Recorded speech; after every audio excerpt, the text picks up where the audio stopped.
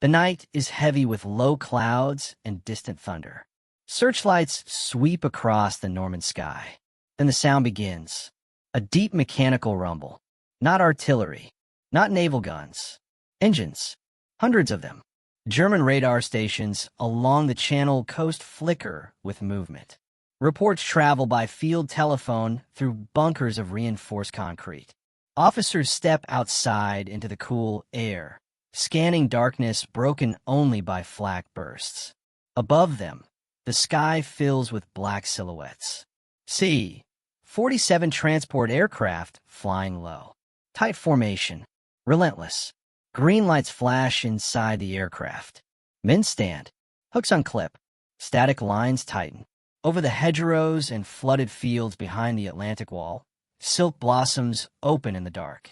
Within minutes, thousands of Allied paratroopers are descending into Normandy. Not onto the beaches, but behind them. For the German command structure in the west, something unimaginable is unfolding. And before dawn reaches the French coast, the Atlantic Wall will already be fighting from within. In the winter of 1942, the war had already shifted. Germany's rapid victories were over. The Wehrmacht was bleeding in the east. North Africa was collapsing. Allied bombers were crossing the Reich in growing numbers. Yet along the western coast of occupied Europe, Berlin ordered something immense. A defensive barrier stretching from Norway to the Spanish frontier. Concrete bunkers, steel obstacles, minefields, coastal artillery, machine gun nests embedded in cliffs. It was called the Atlantic Wall. The idea was simple in theory. Make invasion impossible. Turn the coastline into a fortress so formidable that any landing force would be crushed before it could establish a foothold. Adolf Hitler believed the decisive battle in the West would occur on the beaches. If the Allies could be stopped in the first hours, Germany might still hold Europe.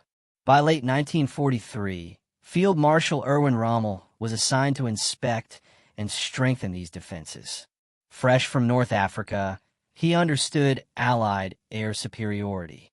He knew that once an invasion began, German reserves would struggle to move under constant bombing. His conclusion was stark. The enemy must be destroyed at the water's edge. Rommel ordered more mines laid. He reinforced strong points. He flooded low-lying fields in Normandy by opening sluice gates, creating artificial marshes behind the beaches. He scattered wooden stakes tipped with explosives along likely landing zones. He warned repeatedly that the invasion would come soon. But within the German high command, unity was fragile. Field Marshal Gerd von Rundstedt, Commander-in-Chief West, held a different view. He believed panzer divisions should be held inland as a mobile reserve. If concentrated and launched at the right moment, armored counterattacks could crush any Allied breakout. Rommel disagreed. Allied air power made daylight movement nearly impossible. Tanks delayed would be tanks destroyed from above. He insisted armor be positioned close to the coast. Hitler resolved the debate in a way that solved nothing. Some armored divisions were placed near the coast. Others were kept under his direct control, requiring personal authorization before movement. In practice, this meant delay.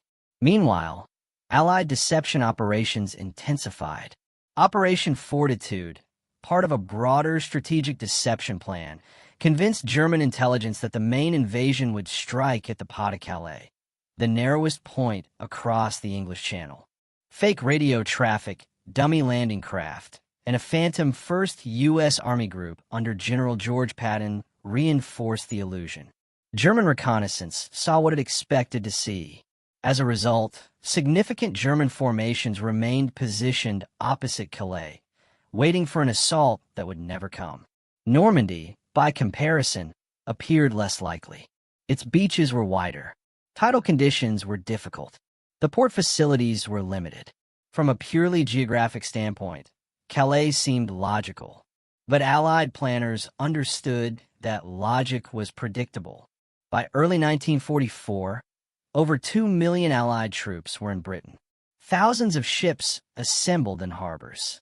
Aircraft filled airfield from southern England to Wales. The largest amphibious operation in history was taking shape. And yet, to succeed, the landings would require something more than ships and naval gunfire. They would require control of the land behind the beaches before the first infantrymen stepped ashore. Because if German reinforcements could move freely from inland Normandy toward the coast, the invasion might be strangled before it began. That vulnerability, the open roads, the causeways crossing flooded fields, the bridges over rivers like the Orne and the Murderette, would soon become the focus of an airborne gamble. But before thousands of parachutes opened over Normandy, months of preparation and calculated risk had already sealed the fate of the Atlantic Wall's quiet confidence. By the spring of 1944, the invasion of Western Europe was no longer a question of if, but when. Operation Overlord had been formally approved at the Tehran Conference in late 1943. The Western Allies had promised Joseph Stalin that a second front would open in France. The Red Army was absorbing enormous casualties in the east. Pressure mounted on London and Washington to act. But an amphibious invasion across the English Channel required more than courage. It required mathematics, tides, moonlight, air cover, logistics on a scale never attempted in modern war. The chosen date was late spring. The moon needed to be full enough for airborne operations. The tides had to expose German beach obstacles just long enough for engineers to clear lanes. Weather forecasts became critical. Originally scheduled for June 5, 1944, deteriorating weather forced a delay of 24 hours. High winds churned the channel. Heavy cloud cover threatened visibility. On the evening of June 4th, General Dwight D. Eisenhower faced the decision. Meteorologists predicted a brief window of improved conditions on June 6th. It would be enough. Behind the beaches of Normandy lay the true obstacle to invasion. The Germans had flooded low-lying terrain near the coast by deliberately opening irrigation systems and river gates. The result was a patchwork of marshes and waterlogged fields, broken only by narrow raised causeways. These elevated roads became choke points. If German units could hold them, Allied forces landing at Utah and Sword Beaches would struggle to move inland. Bridges over the Orne River and Caen Canal were equally critical. Control of these crossings meant control of German armored access routes. Allied planners understood the geography in precise detail. Aerial reconnaissance, French resistance intelligence, detailed sand tables constructed in England, every hedgerow and crossroads mapped. The solution was airborne. The United States would deploy the 82nd and 101st Airborne Divisions west of the invasion beaches, near the Cotentin Peninsula. Their objectives were clear. Secure the town of Saint-Mire-Église. Capture causeways leading from Utah Beach. Disrupt German communications. Seize bridges across the Murderette River. Prevent counterattacks from the west. To the east, the British 6th Airborne Division would secure bridges over the Orne River and Caen Canal, including what would later be known as Pegasus Bridge. They would also neutralize the Merville Battery, whose coastal guns threatened Sword Beach. The plan was ambitious. More than 13,000 American paratroopers and over 8,000 British airborne troops would drop or land by glider during the early hours of June 6th. Transport aircraft, primarily Douglas C-47 Skytrans, would cross the channel in multiple waves. Pathfinders would jump first, marking drop zones with radar beacons and colored lights. Then the main force would follow. But airborne operations carried inherent risks. Night drops were notoriously inaccurate. Wind drift, anti-aircraft fire, pilot disorientation. Paratroopers could be scattered miles from their intended zones. Units might lose cohesion within minutes of landing. Yet Allied commanders accepted the gamble. The objective was not perfect concentration. It was chaos. If German forces awoke to find paratroopers scattered across dozens of villages, cutting telephone lines, attacking road junctions, destroying bridges, the psychological shock alone could paralyze response. And paralysis was precisely what the Allies needed during the first crucial hours of the seaborne landings. On the German side, the 7th Army under General Frieder Dahlmann held responsibility for Normandy. Several static infantry divisions manned the coast. Many were composed of older soldiers, foreign conscripts, or troops recovering from wounds. More formidable were the armored divisions positioned inland, including elements of the 21st Panzer Division near Cannes. But their deployment required authorization from higher command, and higher command often meant Berlin. German doctrine emphasized centralized control. Field commanders could not freely maneuver panzer divisions without approval. Hitler retained direct authority over key armored reserves. On the night of June 5th, many senior German officers were absent from their posts.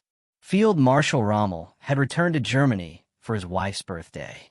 He also intended to discuss strengthening defenses directly with Hitler. Weather reports suggested no invasion was imminent. The storm over the Channel seemed to confirm that assessment. Other commanders were engaged in exercises or away from immediate readiness. This combination, weather miscalculation, deception success, and rigid command structure, created a fragile situation.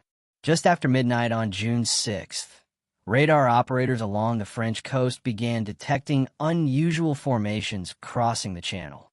At first, reports suggested diversionary bombing. Then the numbers increased. Hundreds of aircraft. Within minutes, anti-aircraft batteries opened fire. Searchlights probed the sky. But by then, the first pathfinders were already descending. The Atlantic Wall had been designed to repel an enemy arriving from the sea. It was not designed to face one falling from the sky. And in that narrow window between midnight and dawn, the illusion of coastal security would begin to fracture. Not at the water's edge, but deep in the Norman countryside where German commanders struggled to understand what was happening. Because the invasion had not begun on the beaches. It had begun in the dark fields behind them. Inside each C-47 transport aircraft, the atmosphere was mechanical and tense. Red light, engines vibrating through the metal fuselage. Men of the 82nd and 101st Airborne stood in heavy gear. Nearly 90 pounds of equipment strapped to their bodies. Rifles secured, grenades taped to prevent noise. Faces blackened with camouflage.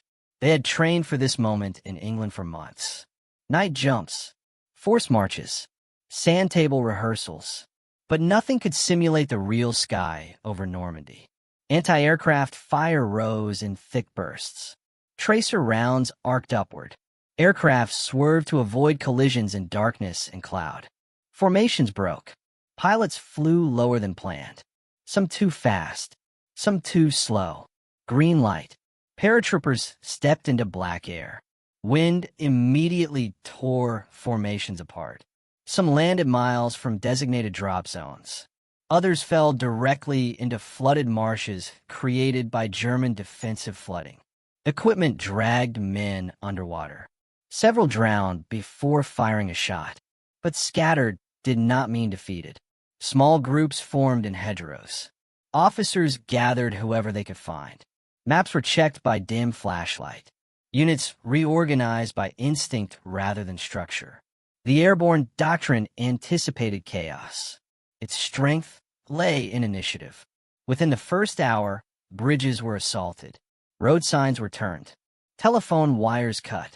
German sentries encountered American and British soldiers in places considered secure minutes earlier. From a human perspective, it was disorientation in its purest form. For the paratroopers, survival depended on speed. For the defenders, the shock had only begun. The airborne landings were not symbolic gestures. They were operational necessities. Utah Beach, the westernmost landing zone, was bordered by flooded terrain. Only a handful of raised causeways allowed movement inland. If German forces held those narrow roads, American troops landing from the sea would be trapped against the shoreline. The 101st Airborne Division was tasked with securing those causeways before dawn. Their orders were specific: seize exits, destroy artillery threatening the beach, and prevent counterattacks from the south. The 82nd Airborne had a broader mission: capture Saint-Mihiel-Église, a key road junction, and secure bridges over the Murderette River. These crossings were critical to preventing German reinforcements from moving west toward the beaches. To the east, British airborne troops targeted bridges over the Caen Canal and Orne River. If German armor could cross quickly, Sword Beach might be crushed before Allied consolidation. The logic was strategic depth. Rather than merely landing and pushing forward, the Allies intended to fracture German coordination before daylight. Airborne forces would create multiple small crises simultaneously. German commanders would face conflicting reports: paratroopers here, explosions there, bridges under attack. This fragmentation forced hesitation. And hesitation, in the first hours of an amphibious invasion, was decisive. The Atlantic Wall had been engineered as a linear defense, strong at the coastline, layered inland. Airborne troops turned it into a battlefield without clear front lines. In German headquarters across Normandy, the first reports were inconsistent. Enemy parachutists sighted. Possible sabotage. Flares near Saint-Mihiel-Église. Some officers initially believed these were diversionary drops meant to distract from the real invasion at Pas-de-Calais. Others suspected commando raids rather than full-scale airborne assault. Communications failed quickly. Telephone lines were cut. Messengers were delayed by roadblocks. In several cases, local commanders acted without clear authorization, uncertain whether they faced reconnaissance elements or the opening of a major invasion. The German 7th Army struggled to form a coherent picture. Radar plots had shown aircraft crossing the channel, but distinguishing between bombers and transports in night conditions was difficult. Coastal batteries reported naval activity offshore, but heavy cloud cover obscured visibility. Requests for armored counterattacks required higher approval. And at the highest level, Adolf Hitler was asleep. His staff hesitated to wake him without confirmation that the main invasion had begun. This delay would later prove critical. By the time clarity emerged, airborne troops had already secured key objectives. The Atlantic Wall was not collapsing, but it was no longer intact. Because for the first time since its construction, German commanders were fighting not from fortified bunkers facing the sea, but from within their own rear areas. And that internal fracture would deepen as the night continued. The airborne assault over Normandy was not only an act of courage. It was an industrial achievement. More than 800 American transport aircraft lifted off from English airfields on the night of June 5th. Hundreds more followed in successive waves. British forces added their own fleet of transports and gliders. The sky over southern England became a controlled river of aluminum and fuel. The Douglas C-47 Skytteran was not glamorous. It was slow, vulnerable, loud, but it was reliable. Its wide cargo door allowed rapid deployment.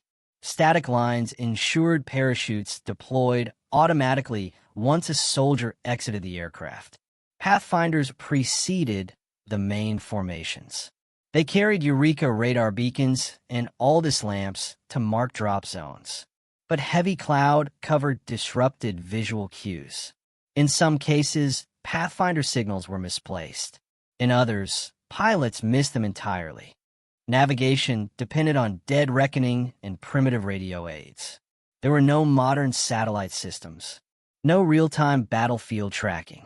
Each aircraft crew carried a map, a compass, and hoped that formations remained intact. German radar detected the incoming aircraft, but discrimination between bombers and transports was limited.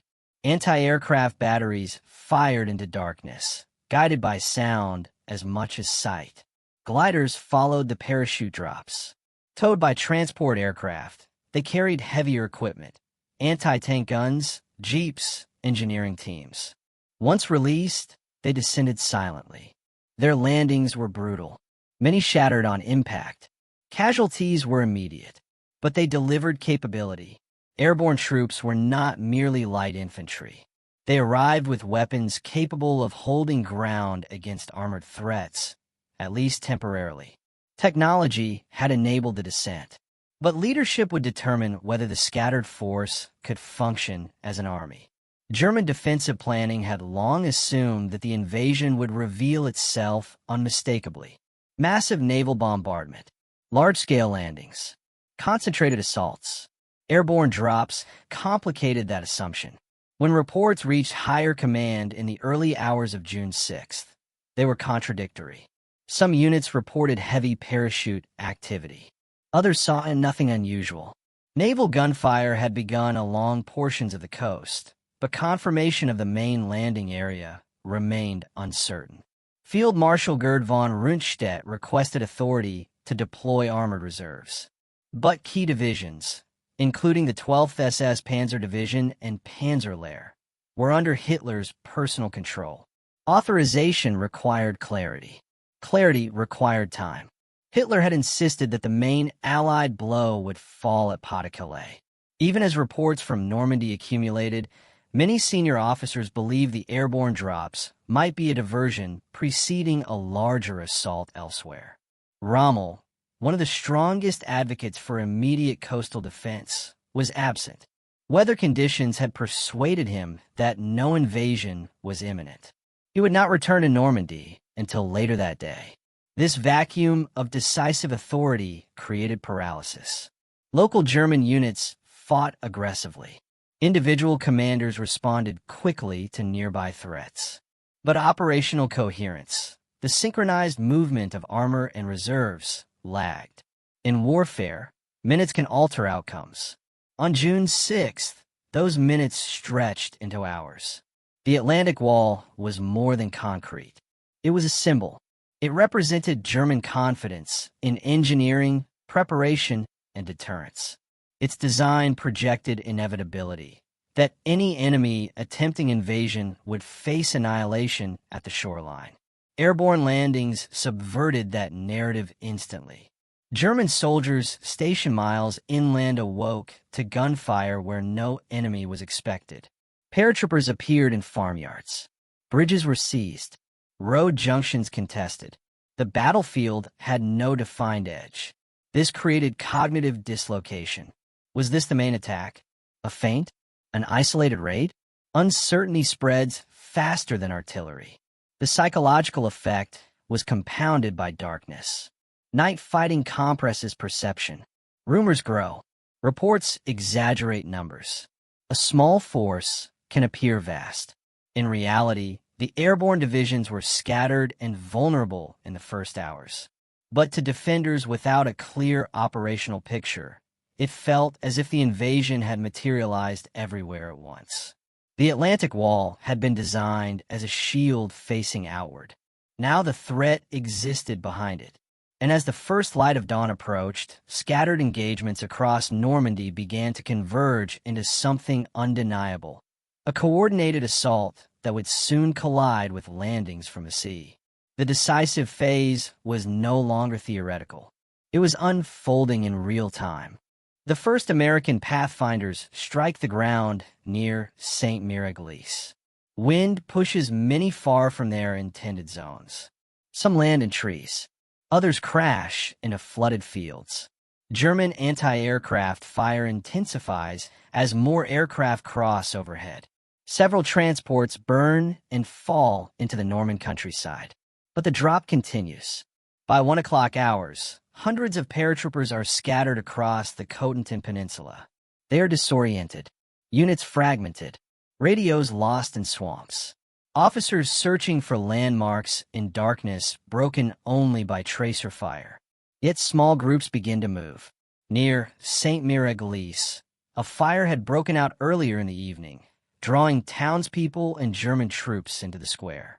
When American paratroopers descend into that illuminated space, silhouettes become visible targets. Several are shot before touching ground.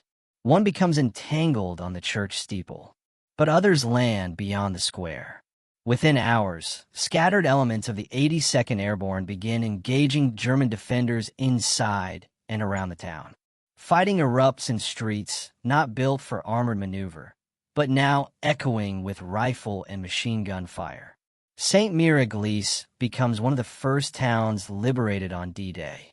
To the west, the Murderette River crossings become contested ground.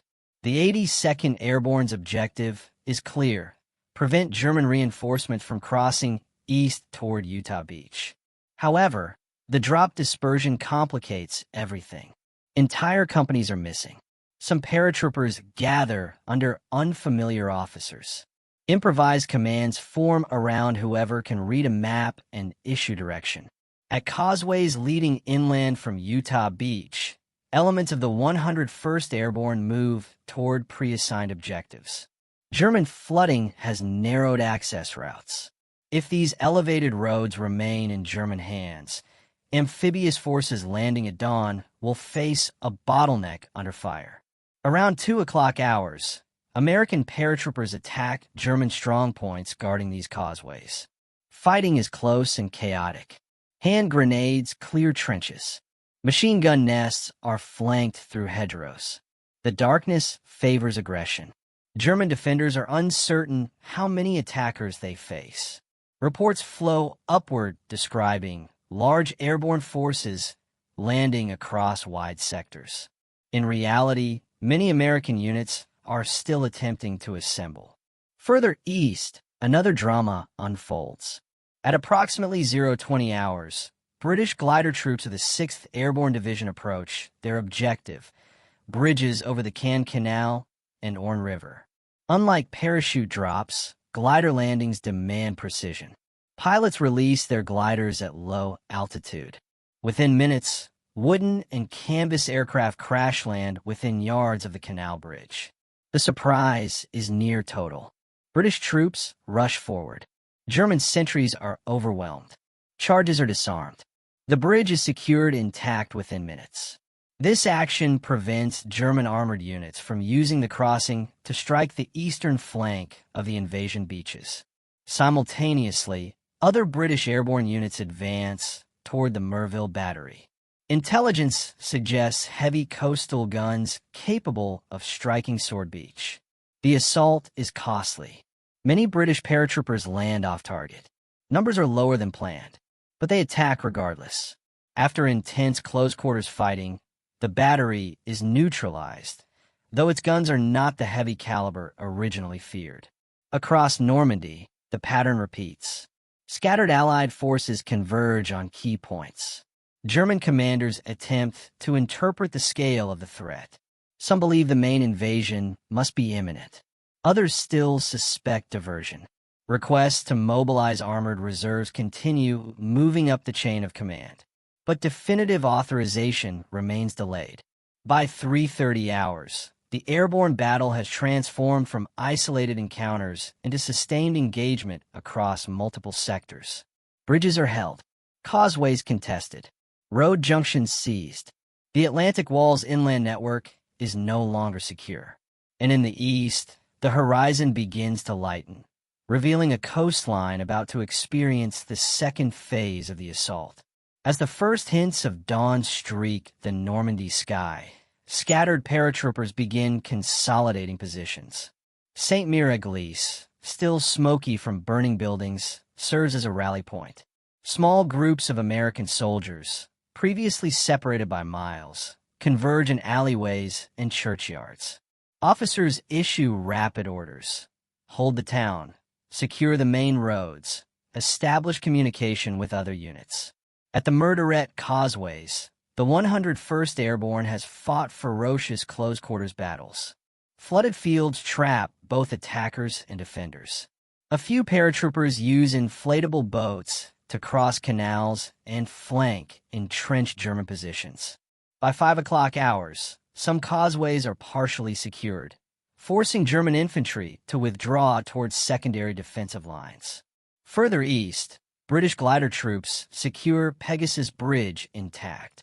Their success prevents German armored units from crossing the Caen Canal into the landing zones.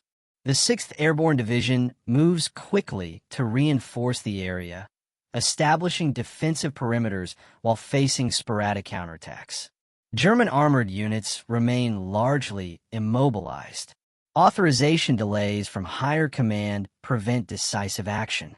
Local commanders improvise, but coordination is nearly impossible. Radio reports conflict. Units arrive at wrong locations. German soldiers face confusion and fear as they encounter paratroopers deep behind what they believe to be the front line. By 6 o'clock hours, the first waves of amphibious landings begin at Utah and Sword beaches.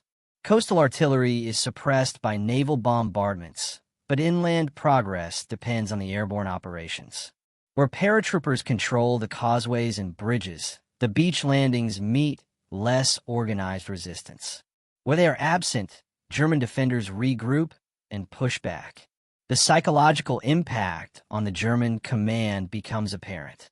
Reports of parachute landings far inland, combined with destroyed communications and disrupted roadways, create the impression of a larger force than actually present. Conflicting intelligence slows decision-making. Mistakenly, some units believe the entire Allied army has already penetrated the coast. By 7 o'clock hours, a grim realization spreads among senior German officers.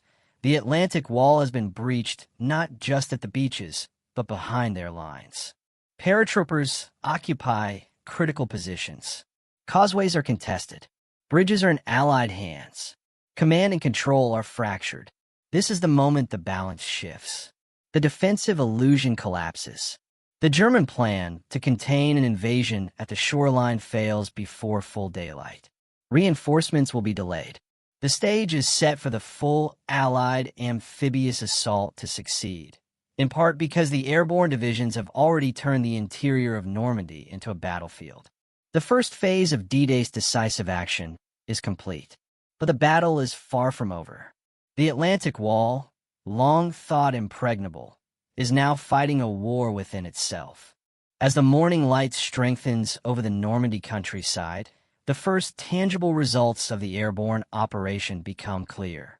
Paratroopers scattered across hedgerows, farms, and flooded fields have begun linking up. Officers compile fragmented units into coherent forces. The 82nd and 101st Airborne Divisions, despite their dispersion, control key villages, road junctions, and bridges. The British 6th Airborne holds Pegasus Bridge and the Merville Battery, securing critical points that protect the eastern flank of Sword and Gold beaches. The cost, however, is stark. Thousands of paratroopers landed miles from their intended drop zones. Injuries and fatalities are already mounting, with some soldiers drowning in flooded fields or killed immediately upon landing. Others struggle to recover lost equipment, parachutes, radios, weapons, and ammunition, critical to sustaining operations. The human endurance required to reorganize, move, and attack under such circumstances is immense. Commanders act quickly, improvising leadership and reassigning objectives in real time, relying on experience, training, and sheer instinct. The strategic effects are immediate. By mid-morning, American paratroopers hold St. Mir-Église, preventing German reinforcements from moving west toward Utah Beach.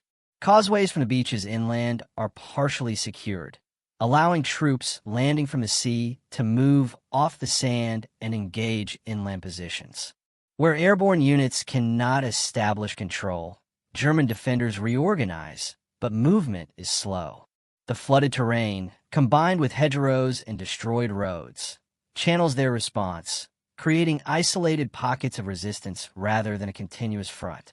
Casualty reports flow back to Allied command. Exact numbers are difficult to determine in real time, but estimates suggest hundreds of paratroopers killed or missing during the initial drop. German losses, though less clearly defined, include dozens of sentries killed at key road junctions and bridges, with additional forces disoriented and unable to respond effectively.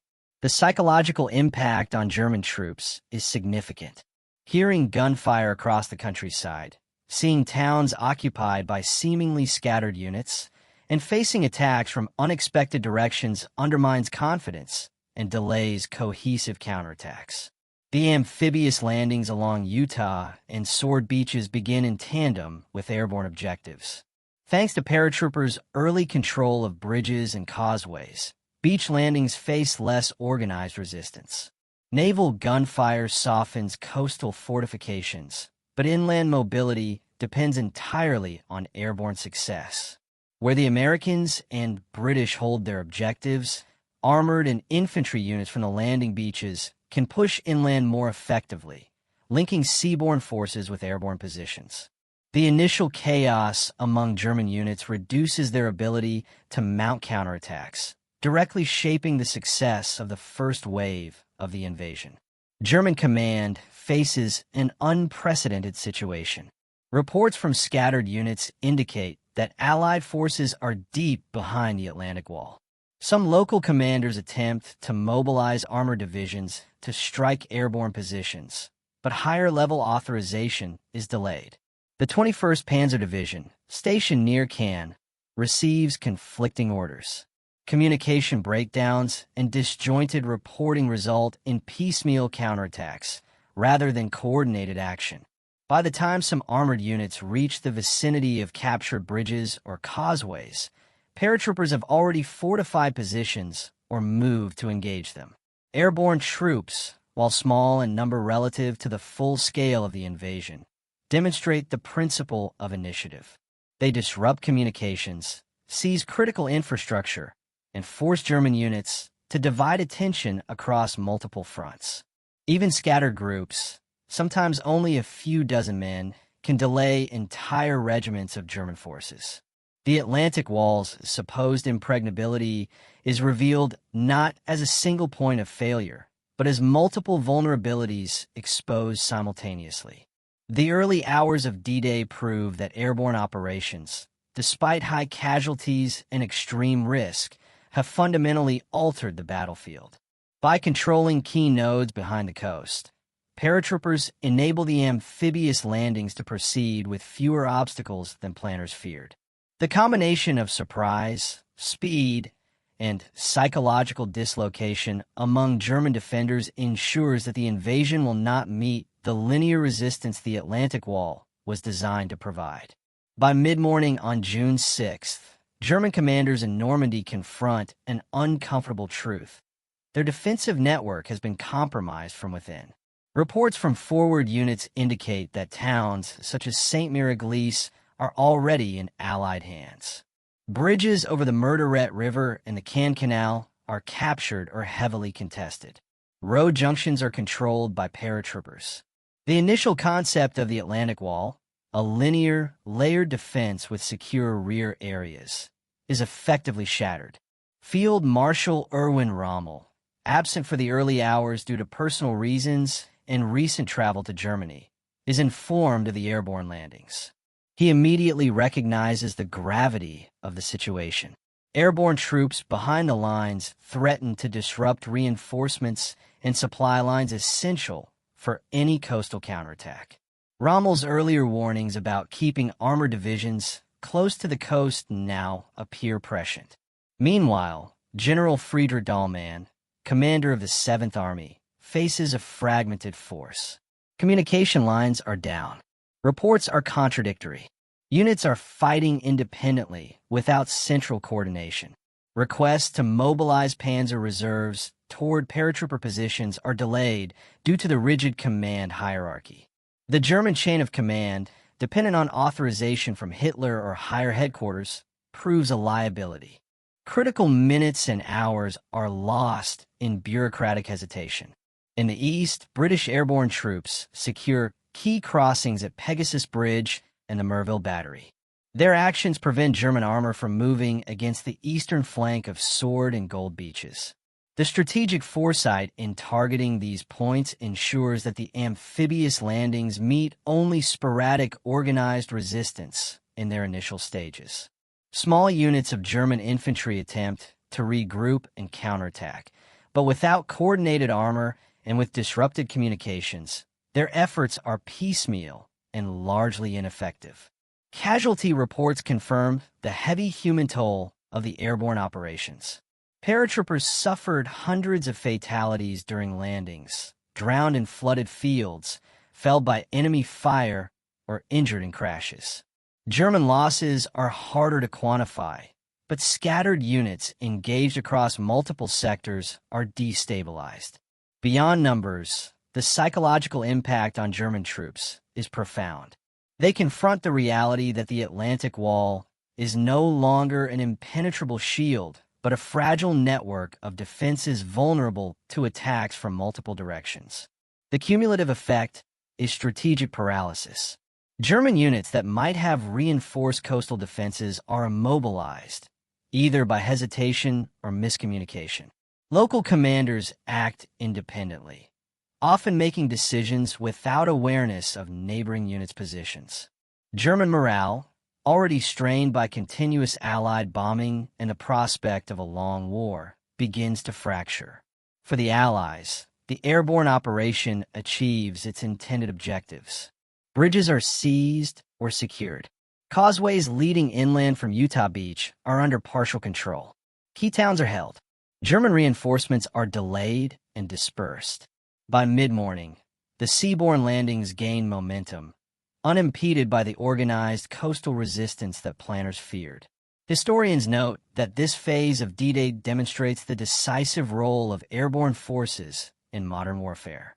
Despite smaller numbers and high initial risk, paratroopers impose strategic effects far exceeding their numerical strength.